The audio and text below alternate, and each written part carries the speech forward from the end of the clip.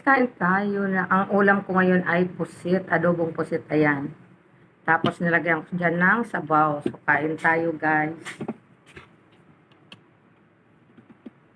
Ayan, pusit. Ang ating pagkain. Tapos, ayan, may sili. Mainit pa.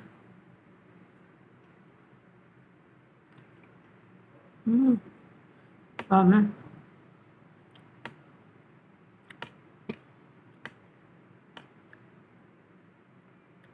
Binisa ko lang to guys sa kamatis at saka oyster sauce, paminta, yun lang.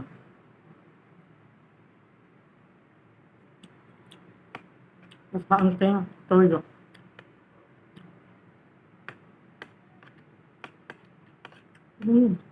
Guys, kain.